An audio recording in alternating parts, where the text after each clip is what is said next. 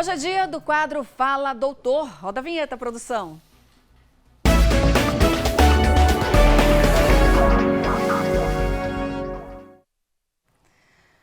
Os pólipos gástricos, já ouviu falar? Os pólipos gástricos, minha gente, são massas de células que se formam na mucosa do estômago, em razão do crescimento anormal dessas células. Na maioria dos casos, essas lesões são assintomáticas. Mas para explicar melhor sobre a doença e tirar todas as nossas dúvidas, eu recebo a partir de agora a médica Daniele Soares, que já está aqui comigo, é cirurgiã geral e vai trazer todas as informações, tirar todas as dúvidas do nosso telespectador, porque quando fala em pólipo, as pessoas ficam com dúvidas, confunde, né? Será que é algo que pode se transformar em um câncer? Tem essa dúvida, doutora? Bom dia, seja bem-vinda ao Balanço Geral. Bom dia, obrigada pela oportunidade. É uma dúvida muito comum entre os pacientes em si, pelo fato de ser assintomática, assusta. Muitas vezes a dor do estômago eles associam que é por causa do pólipo e muitas vezes não tem nada a ver uma coisa com a outra. Então é uma dúvida muito comum, é muito comum como achado endoscópico, mas a maioria das vezes é benigno e nada acontece. Então, vamos agora para as dúvidas. Aqui no telão, participação do nosso telespectador, Laura Gomes de Aracaju. O que é a doença? Então, o que são esses pólipos gástricos? Então, os pólipos gástricos são crescimentos, como você tinha falado anteriormente, anormais da célula, das células do estômago. Elas podem acontecer naturalmente por um estímulo excessivo de ácido em que as células acabam se proliferando e muitas vezes acontece o que já está comprovado pelo excesso de uso de inibidor de bomba de próton, que é essa medicação comum que a gente usa para diminuir a acidez gástrica e essa dor de estômago que a gente tem. Então, é muito comum em paciente em que faz um uso prolongado, acima de 5 anos aproximadamente, mas que são como se fosse um estímulo das glândulas do estômago. Então, a gente chama de uma hiperplasia da glândula, que elas crescem, mas são benignas e são muito comuns em achados e ainda é muito discutido com relação a retirar ou não na endoscopia. Às vezes a gente tira até o próprio pólipo como biópsia do estômago em geral. Gente, fiquei curiosa. A doutora falou aqui um nome tão difícil da medicação. Me ajude a entender. Eu tomar aquele sal de fruta, uma pastilhazinha para aliviar a azia, a má digestão, de vez em quando pode, mas é o excesso que pode contribuir para a criação desses pólipos, é isso? Inclusive, é isso. A gente tem aqui, ó, Carmen dos Santos, a minha dúvida, tá vendo? É a dúvida do telespectador, então a sua dúvida é a dúvida de muita gente, ó. A Carmen dos Santos, aqui de Aracaju, pergunta: o uso de omeprazol, um medicamento conhecido, né, durante um longo tempo, pode causar a doença? Então, o omeprazol, junto com todos os prazóis, né, esomeprazol, lansoprazol, são a família das medicações dos inibidores de bomba de próton, né, que são medicações que o objetivo é diminuir o excesso de ácido no estômago e diminuir aquele incômodo que dá. Então, a diminuição do ácido estimula as glândulas a crescerem, já que elas não estão estimulando na produção, elas estimulam em tamanho. Então, acabam formando esses pólipos, né, que são pequenos crescimentos, são normalmente muito pequenos, eles são do tamanho da pinça, 5 a 7 milímetros, então a gente não assusta muito, mas realmente o uso prolongado do inibidor de bomba de próton, que são da família do prazol, realmente fazem o estímulo da produção dos pólipos. Inibidor de bomba de próton, foi isso aí que falei correto? Isso. Foi o que me chamou a atenção. Então, pelo que eu entendi, doutora, eu usar vez ou outra, porque estou me sentindo mal do estômago, um sal de frutas, o próprio omeprazol, pode não ter nenhum comprometimento. Mas tem pessoas que usam regularmente porque tomam alguma medicação que vai atingir o estômago e aí ela usa o omeprazol, como foi citado aqui, como se fosse proteção. Mas aí esse uso contínuo pode ser prejudicial também. O uso contínuo, ele está associado à necessidade que o paciente tem do que a gente chama de disfagia, uma dispepsia comum, né? Funcional, dispepsia funcional, que é o nome que a gente dá científico para isso. Os pacientes fazem um uso prolongado e isso acaba tendo o estímulo das células e causam os pólipos. Mas é um uso muito prolongado e muito frequente.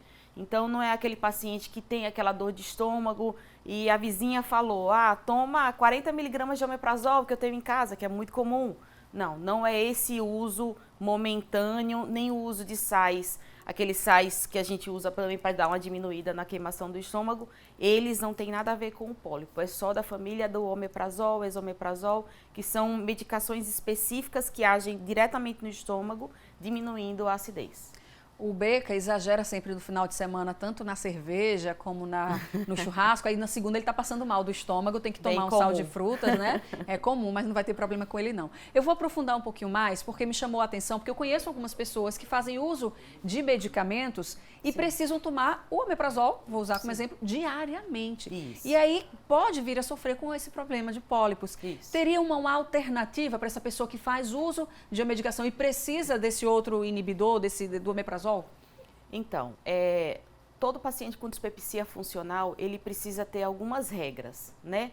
Pacientes em que é muito comum o paciente chegar para a gente e falar, doutora, se eu como pimenta, dói o estômago. Se eu tomo um suco de laranja, dói o estômago. Então, a primeira coisa que a gente faz é, se dói, evite, né? A gente precisa evitar aquilo que causa o incômodo, aquilo que está tendo a agressão a gente. Então, é muito comum a gente já começar assim. Mas tem paciente que fala, mesmo retirando tudo aquilo que me incomoda, tá doendo. Então, vamos começar uma medicação. A gente faz inicialmente a gente começa o teste terapêutico. Então, eu inicio o inibidor de bomba de próton, uma medicação. Existem outros tipos, inibidores de H2 e são diversas classes de medicações em que a gente pode fazer o início terapêutico e ver como o paciente vai permanecer. O paciente permanecendo estável, não estável, nem seria a palavra, mas ficando bem fisicamente, não tem aquela sensação da queimação do estômago, a gente pode começar a diminuir ou até intercalar a medicação junto com o que a gente chama de medidas não medicamentosas, né? Que é diminuir a quantidade de comida, que faz ingesta, às vezes na alimentação, no almoço, chega todo mundo morrendo de fome, aí faz aquele prato gigantesco, come tudo de uma vez, fica com a barriga empanturrada. E aí toda essa sensação de empastamento que a gente tem no estômago dá essa sensação de queimação prolongada. Então, diminuir a quantidade de comida, comer em menos quantidade mais vezes durante o dia, que são muitas medidas muito comuns que muita gente já sabe. A gente vai para mais uma participação, mas eu não posso deixar de comentar. Eu vi que a senhora percebeu, porque o Beca levantou ali a caixinha para dizer, estou tomando. Eu disse, ele abusa no final de semana, aí tem que andar com a caixinha de remédio. Vamos aqui para o telão para mais uma participação. Reginaldo Leite de Itabaiana. Quais as causas da doença? Então, normalmente, né, 50% aproximadamente são pólipos benignos. Então, acontecem pelo uso excessivo de medicação, o que é a maior parte, já que os inibidores de bomba de prótons são usados por grande parte da população e grande parte dessa população faz uso cronicamente. Então, acaba que realmente tem em grande quantidade. E existe uma pequena parte em que os pólipos são por genética, são por estímulo agressivo, então fumo estimula o excesso a produção de pólipos e diversas outras causas que a gente poderia passar o dia citando aqui. Nossa, imagino. Vamos para mais uma participação aqui no telão. Olha, Lourdes Maria de Socorro. Como é feito o diagnóstico? Olha então, que interessante. Os pólipos, o diagnóstico dele é exclusivamente por endoscopia. A endoscopia digestiva alta, que é um exame seguro hoje em dia, a gente não precisa ter tanto medo como chegam os pacientes muito apreensivos, mas é um exame bem seguro da gente fazer em clínicas que têm todo o material e estão preparadas para isso, mas é exclusivamente por endoscopia, em que o paciente a gente faz uma sedação, o paciente dorme, não vê nada do que acontece, a gente consegue examinar desde a boca, o início da boca é só para a gente dar uma olhada, não é específico para isso, mas a gente olha todo o estômago e olha a parte de todo o esôfago, estômago e o início do duodeno.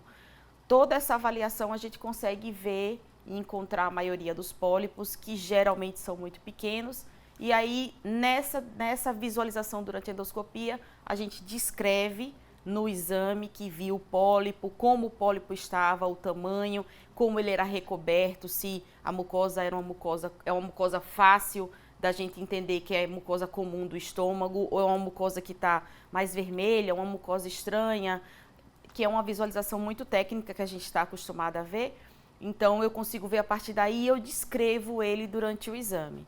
Temos classificações específicas, a Yamada é a classificação mais comum que a gente usa, e eu consigo classificar ele durante o exame para um próximo médico, que é o médico que faz a avaliação comum, conseguir entender que tipo de pólipo é aquele, se eu preciso tomar cuidado, se eu posso ficar tranquilo por ser um pólipo benigno. Se for necessário, é preciso fazer, pode-se fazer uma intervenção já no momento da endoscopia? Isso, já.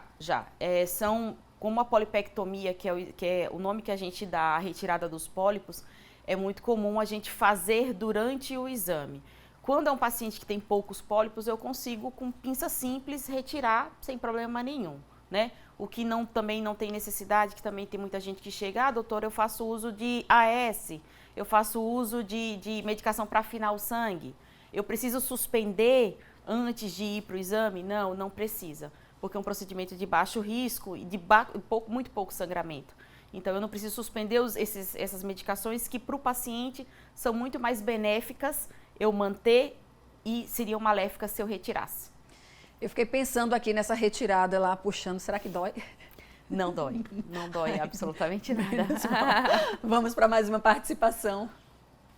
Isabel Lima de Estância, quais os tipos de pólipos? A senhora já disse aqui que são muitos. Isso, a gente tem o formato do pólipo, porque as classificações que a gente tem são classificações macro e micro, né? Então, macroscópicas são aquelas alterações em que eu vejo, então é um pólipo que a gente chama de pólipo céssio, aquele pólipo mais esticado, é um pólipo pediculado, que ele está literalmente só pendurado por um pouquinho de células. Então, são diferentes tipos de pólipo.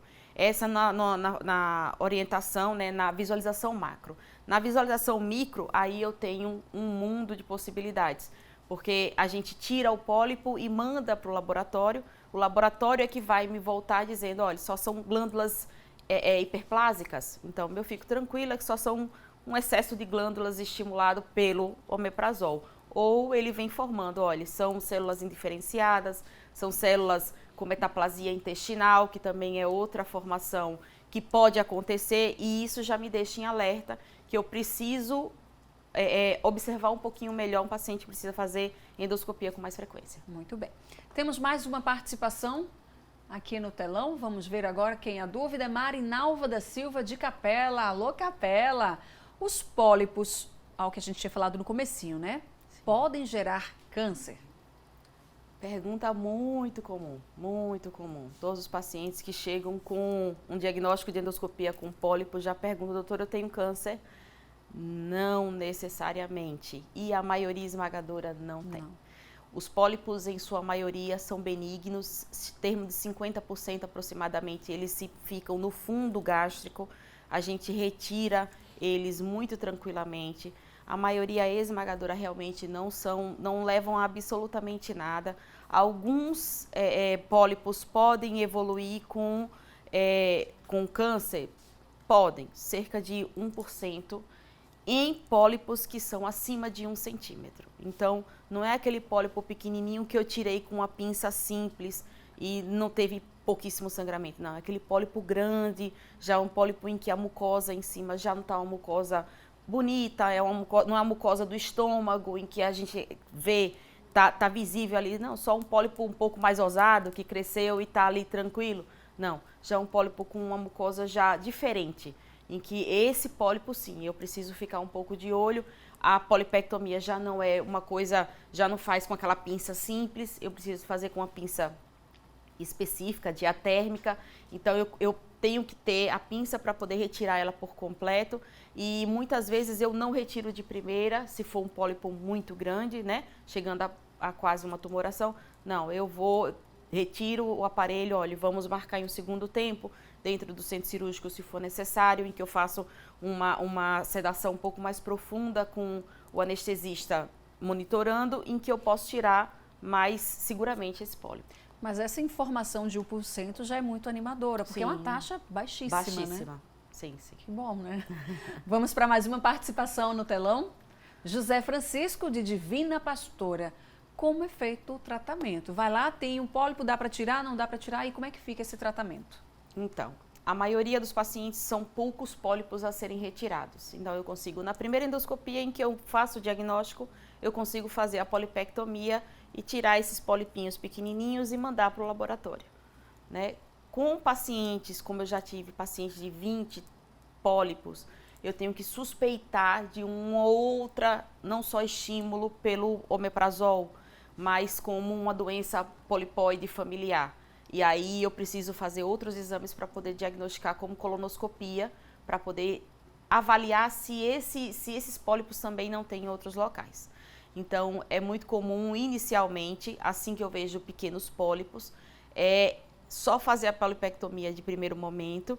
E se tiver muitos, doutor, eu tenho muitos e aí são todos hiperplásicos e benignos. Tudo bem, não tem problema. A gente consegue marcar mais de uma endoscopia para realizar essa retirada de pólipo quando é em excesso, né? Quando é um paciente que muitas vezes, eu tive um caso de câncer na família com câncer de estômago. Meu pai morreu de câncer de estômago. Ok. Então, um paciente com vários pólipos no estômago é um paciente que eu preciso triar com mais frequência, eu preciso fazer endoscopia com mais frequência, e aí geralmente é um paciente que primeiro vai no gastroenterologista clínico, e aí depois ele chega para mim para poder fazer a endoscopia, e aí eu faço a retirada de vários pólipos e marco uma segunda endoscopia para poder retirar mais pólipos, associada à colonoscopia para avaliar se não tem realmente doença familiar. A sua fala me deixou com mais uma dúvida agora minha. Esse pólipo, a pessoa ter pólipos no estômago pode ter também nos rins, por exemplo, no intestino. Isso. Já que a senhora citou colonoscopia, eu sei que tem muitas pessoas que têm pólipos no intestino. Exato. Tem alguma relação? Tem relação, mas em casos específicos, né? Então, pacientes que têm polipoide e adenomatosa familiar, que é a doença específica muito comum genética, e tem diversas outras doenças polipoides familiares, em que são pacientes que precisam de um rastreio um pouco mais próximo. Geralmente, né, você não é o primeiro da família. Teve alguém na família, um tio, um primo, um avô, em que teve vários pólipos no intestino, no estômago, e são mais comuns no intestino, né? Então, mas doenças específicas polipoides, também um tratado para poder explicar, são pacientes em que a gente enxerga no estômago muitas vezes os pólipos e aí eu já oriento. Eu comumente converso muito com os pacientes, até pós-endoscopia, quando eu vejo que o paciente está muito sedado, eu chamo o acompanhante para explicar, olha, tinha muitos pólipos, vamos fazer uma avaliação com a proctologia para saber se não tem uma polipose familiar que vocês ainda não sabiam, que muitas vezes, e é muito comum, morreu de câncer. Que câncer? Não sei, era um câncer na barriga. Aí a gente não tem muita noção, aí descobre um outro familiar que tinha um pólipo, vários pólipos no estômago, pólipos no intestino e era um tipo de câncer. Pronto, a gente descobriu. Era uma doença familiar, polipoide, que virava realmente uma neoplasia, um câncer. Mas aí precisa de um rastreio um pouquinho mais próximo, a gente chama o paciente. Com certeza. Muito interessante esse bate-papo aqui, doutora Daniele Soares. Muito obrigada pela sua participação. Se deixar, tem assunto para ficar falando o dia todo, né? Ela fala bem e o assunto flui facilmente. Muito obrigada. Volte sempre. Obrigada a vocês.